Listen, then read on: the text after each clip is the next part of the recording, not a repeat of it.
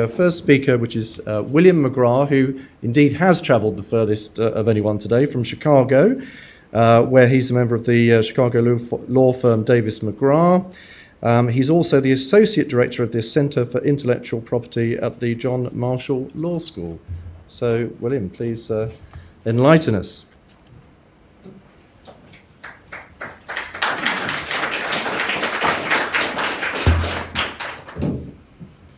Good morning. I'd first like to thank the minister and Mr. Dixon and Mr. Humphreys for inviting me. It's a great honor to have been invited to speak about the U.S. perspectives on moral rights. I convey these perspectives to you this morning not only as a citizen of the United States, but in particular as a lifelong resident of Chicago. Chicago is a city with tremendous appreciation of the arts. We have and are so proud of the Chicago Symphony Orchestra, the Art Institute of Chicago.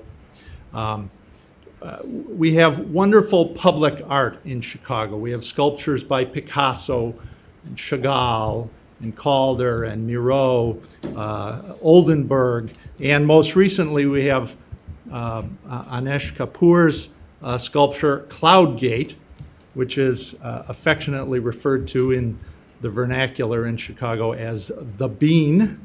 It's quite a prominent work in Millennium Park now. So we have tremendous public sculpture, and I think it's a town that appreciates its art. While the U.S. has been home to many great artists and authors, photographers, filmmakers, and while it's been a leader certainly in providing the economic rights of copyrights, historically the United States has not been particularly hospitable to the moral rights of artists and authors. For 2 centuries, U.S. copyright law really had no recognition of moral rights outside the protections that flowed from the economic rights, in particular such as the exclusive right to make derivative works. The copyright law has never included an attribution right or really integrity rights. Only with the enactment of the Visual Artists' Rights Act in 1990, which we refer to as VARA, did the U.S. copyright law explicitly adopt certain protections for moral rights. Before discussing VARA, though, I want to just talk a little bit about the treatment of moral rights outside of VARA. Apart from VARA, you could say the protection of moral rights in the United States has been somewhat of a patchwork. There are a handful of states that have state law protection for moral rights in varying degrees. We have the Lanham Act, that's the U.S. Trademark Act, which prohibits false designations of origin. This provision, the false designation of origin, has sometimes been applied in a manner which would be resembling an attribution right. It has also been applied in some situations, such as the well-known Gilliam case in the United States, in a way that has protected integrity of works. The Gilliam case involved a work which is part of the UK cultural heritage, a Monty Python film, which was mutilated in the manner it was presented and was given protection under the Lanham Act from that. Other types, sometimes, for example, the right of publicity is used in a manner which would resemble the right of integrity. And then there are de facto, if you could call them that, moral right recognitions in various industries just based on the industry practices and customs, particularly with respect to attribution there. But this patchwork has never been uniform or cohesive or reliable in protecting moral rights.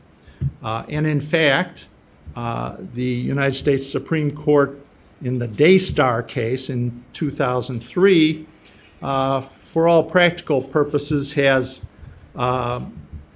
pretty much eviscerated the moral rights protection that I was referring to that emanates from the Lanham Trademark Act.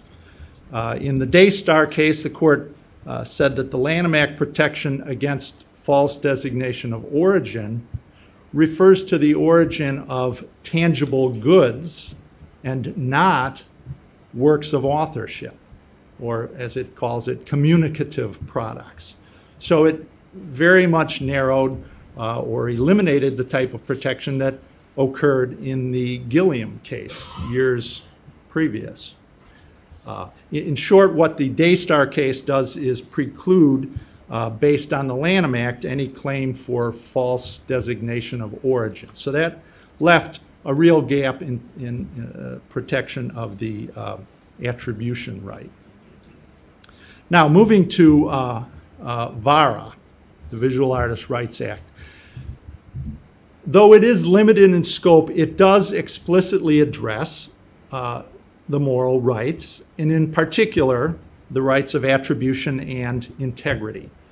And I'll use the rest of my time here just to give you an overview of what is and what is not covered by VARA.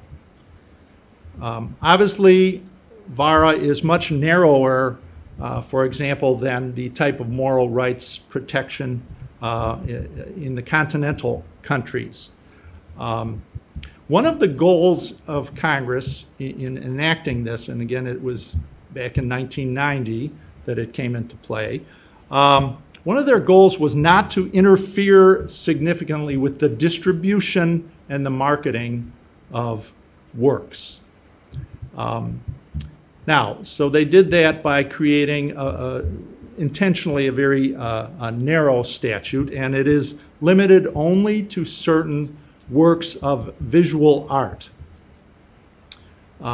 Most notably, it does not cover motion pictures, literary works, music, or architecture.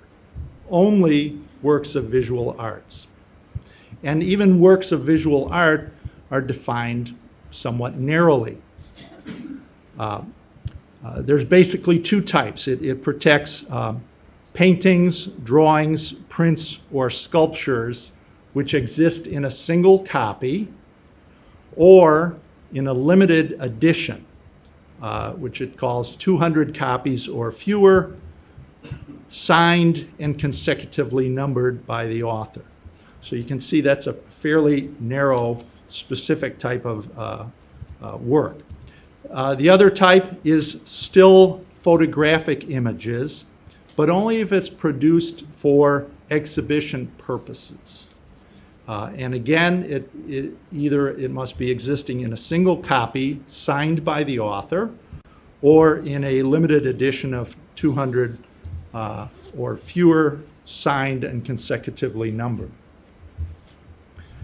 The statute specifically excludes a wide category of works: posters, applied art, motion pictures, books, merchandise, advertising materials, newspapers, magazines, and electronic publications. Specifically excluded. Also excluded are works made for hire.